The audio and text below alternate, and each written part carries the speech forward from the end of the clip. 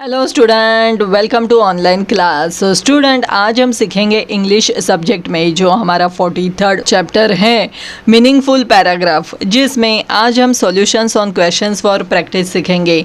तो इसके लिए आपको क्या करना है स्टूडेंट, आपका स्कॉलरशिप नवनीत 2021 का जो बुक है इंग्लिश सब्जेक्ट का, वो आपके सामने ओपन रखना है, जिसमें आपको पेज नंबर 140 एंड 141 देखना है। ओके, सो आज हम कवर करेंगे question number 1 and 2। Okay, so first one में से फर्स्ट है, read the paragraph carefully and complete the sentences choosing from the option given. Okay, so paragraph क्या है, the birds were flying A, मतलब यहाँ पे मिसिंग वर्ड है, woman were giving B to fetch water, a cool breeze blue sea, it was a very peaceful scene. Okay, so question है, pick the right option to fill in the blank A. So the birds were flying dash, मतलब कहाँ पे, in the sun. Okay, so option number 3 is the correct answer. Next one is pick the right option to fill in the blank B. B क्या है, woman were going dash to fetch water, मतलब woman कहाँ पे जा रही थी, तो to the river side. From the river side मतलब रिवर साइड से आना, और टू द रिवर साइड मतलब रिवर साइड पे जाना। Okay, so option number 2। Okay, to the sun तो नहीं जा सकती है woman. Okay, and over the river side नामुमकिन है। ओके, सो नेक्स्ट वन है, pick the right option to fill in the blank C. C क्या है, a cool breeze blows dash. So यहाँ पे कूल ब्रीज क्या है, सो मतलब जो ठंडी हवाएं थी वो कहाँ पे थी, तो वो आ रही थी, तो वो from the river. Okay, option number 1 from the river. Okay, next question है, जो क्वेश्चन नंबर 1 में 2 है, वो ए, मतलब dash with 2 bags suspended from his neck, one in front and one behind. Both are full of faults, but the one in front B, the one behind C, that is why he sees D. So options for blank A क्या होगा student, यहाँ पे कि dash with 2 bags suspended from his neck, मतलब क्या कि every man is born with 2 bags suspended from his neck. Okay, one in front and one in behind, मतलब एक आगे होता है और एक पीछे होता है। सो यहाँ पे करेक्ट आंसर क्या है कि option number 2, every man is born. Okay, next है options for blank B. B की जगह पे क्या आएगा, देखो स्टूडेंट, सेंटेंस क्या है, both are full of faults but the one in front B, मतलब डैश। सो इसका सही जवाब क्या हो सकता है, तो वो है option number 3, one in front is full of his neighbours fault. Okay, next है ऑप्शन फॉर ब्लैंक सी। सो ये सेंटेंस क्या है, द वन बिहाइंड डैश, मतलब वन बिहाइंड क्या कि full of his own. Okay, option number 1। सो यहाँ पे है फोर्थ वन, वो मिसिंग है यहाँ पे। सो ऑप्शन फॉर ब्लैंक डी क्या हो सकता है स्टूडेंट, यहाँ पे 2, 3 और ये है 4। Okay, so option for blank D क्या है, that is why he sees dash, मतलब क्या है, only his neighbours faults, option number 3।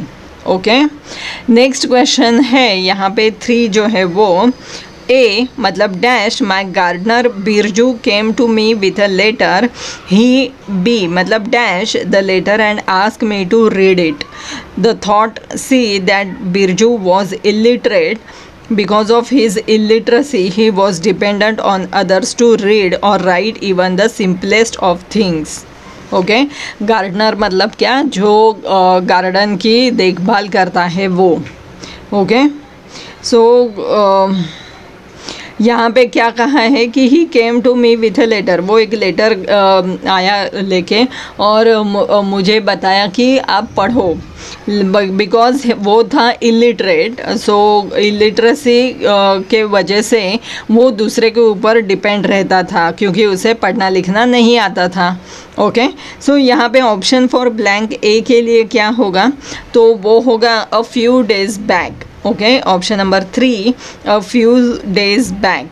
Next है option for blank B, he dash the letter and asked me to read it. So उसने क्या किया, वो लेटर थमा दिया, मतलब क्या, held out. Option number 1 held out. Next है options for blank C. C क्या है, the thought dash that Birju was illiterate. मतलब क्या, the thought had not struck मी.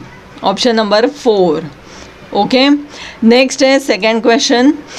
उसमें first, the select the words to complete the 4 sentences in each of the following so as to make meaningful paragraph. So first one है dash part of a tree is useful to us. Next है dash trees maintain the balance of oxygen in nature. और next है they also dash rain clouds. सो यहाँ पे first से ही हम शुरू कर सकते हैं कि dash part of a tree is useful to us. मतलब कोई पार्ट है, पूरा ट्री जो है वो हमारे लिए यूज़फुल होता है. So every tree. Okay. Option number 4 every part of a tree is useful for us. Next is dash trees maintain the balance of oxygen in nature. तो यहाँ पे क्या होगा कि besides. Okay. Option number 3 besides trees maintain the balance of oxygen in nature. Next है they also dash rain clouds. मतलब क्या, they also attract. Option number 1 rain clouds. Okay. Next है यहाँ पे nature did not intend that we should put dash in our food. If so, there would have been hundreds of salt pans or dash formed all along our sea coast. And last one है that is why when anybody suffers from heart disease, the dash thing the doctor tells him or her is to put less salt in the food. So ये salt के बारे में है. So इसका मतलब nature did not intend that we should put dash in our food. मतलब क्या है, राइस तो हमें खाना चाहिए, हर्ब्स हमें खाने चाहिए, कैल्शियम भी हमें लेने चाहिए, लेकिन नेचर हमें क्या बोलते हैं कि excess amount of salt did not eat. Okay. So option number 2 salt is the correct answer. So if so there would have been hundreds of salt pans dash formed all along our sea coast. मतलब क्या है कि salt pan naturally. Okay. Option number 4 formed all along sea coast. Sea coast में होते हैं ये. Okay. Natural में. That is why when anybody suffers from heart disease the doctor क्या कहते हैं, the doctor the first thing the doctor tell him that him or her is to put less salt in the food. Okay. अगर आपको heart disease होते हैं तो हमें doctor सबसे पहले क्या बताते हैं कि जो सॉल्ट है आपके फूड में, एक्सेस सॉल्ट है, तो वो कम करें. ओके. सो फर्स्ट यहाँ पे जो है वो सही जवाब है. ओके.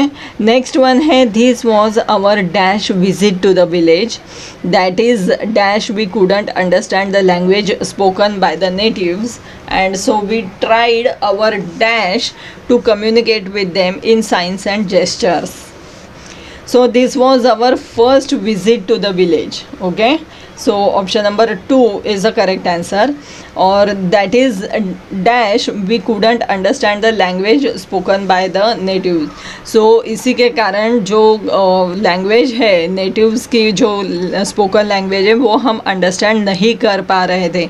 अगर आप बार बार जाते तो आपको वो लैंग्वेज है आप सीख जाते या फिर आपको समझ में आ जाती. लेकिन सो यहाँ पे क्या होगा कि that is why we couldn't understand. Okay. So option number 3 why is the correct answer. So we tried our best. Okay. हम हमेशा कहते हैं ना, आपको मम्मी पापा कहते हैं कि आपको अच्छे मार्क्स मिलाने हैं, सो आप क्या बोलते हैं, okay papa I will try my level best.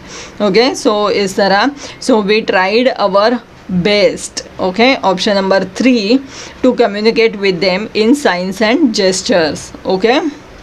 सो देखा स्टूडेंट कि कैसे हमने ये क्वेश्चन सभी सॉल्व किए हैं। सो इसके लिए आपको एक ही ऑप्शन है कि आपको जो भी सेंटेंसेस दिए हैं ये ध्यान से पढ़ने हैं, तभी आप इनके ऑप्शंस जो है वो सिलेक्ट कर सकते हैं, क्योंकि इसमें कोई भी फॉर्मूला नहीं है कि जो फॉर्मूला आप याद रख के ये सॉल्व कर सकते हैं। सो इसके लिए आपको पढ़ना ही बहुत ज़रूरी है। ओके, सो हम मिलेंगे हमारे नेक्स्ट वीडियो में।